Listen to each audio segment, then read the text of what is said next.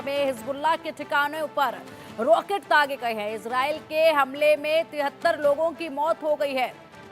तो देखिए, इजराइल के हमले में कल 70 का आंकड़ा बताया जा रहा था मौत का, लेकिन आज यह आंकड़ा 73 पहुंच गया है। 73 लोगों की मौत जो है वो बताई जा रही है। जिस तरीके से नेतन्याहू का ऊपर अटैक करने की कोशिश की गई थी, उसके बाद से लगातार यहाँ पर रॉकेट जो है वो दागे जा रहे हैं और करारा जवाब दिया जा रहा है। इजराइल ने दोहराया, हिजबुल्लाह का होगा सफाया।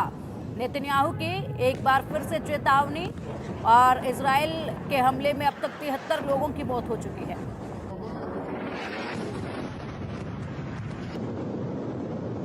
का प्रण अब होगा आखिरी रण।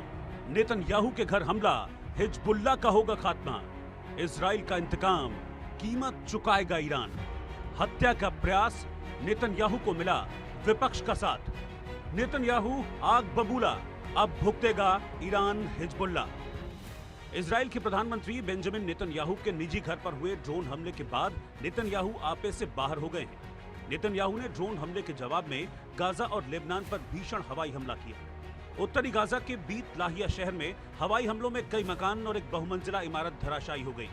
हमास मीडिया के मुताबिक इजराइल के हमले में कम से कम 73 लोगों की मौत हुई है। इजराइल के मुताबिक ये हमला बेहद सटीक और हमास के ठिकानों को निशाना बनाकर किया गया। अपने निजी घर पर लेबनान से हुए ड्रोन हमले के बाद बौखलाए नेतन्याहू ने दुश्मनों को अंजाम भुगतने की सीधी धमकी दी है। उन्होंने एक्स पोस्ट में लिखा, मुझे और मेरी पत्नी को मारने की कोशिश हिजबुल्लाह की बड़ी गलती है। इजराइल के नागरिकों को नुकसान पहुंचाने की कोशिश करने वालों को नतीजा भुगतना होगा। हमास नेता याह्या सिनवार की हत्या के बाद इजराइल के प्रधानमंत्री नेतन्याहू के घर को निशाना बनाया गया। आईडीएफ के मुताबिक लेबनान से इजराइल पर 3 ड्रोन दागे गए। इजरायली पीएम के घर पर हमला 70 किलोमीटर दूर से किया गया। हालांकि इजरायली फोर्स ने 2 ड्रोन को मार गिराया, लेकिन तीसरे ड्रोन को रोकने में विफल रहे।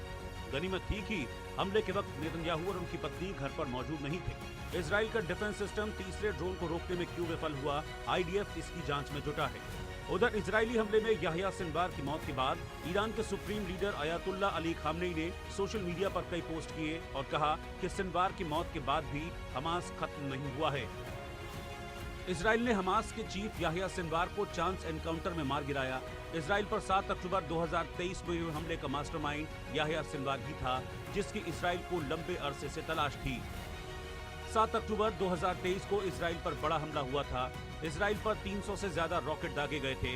कई 100 लड़ाके इजराइल में घुसे और कत्लेआम मचाया था। 200 से ज्यादा इजरायलियों को बंधक बना लिया गया था।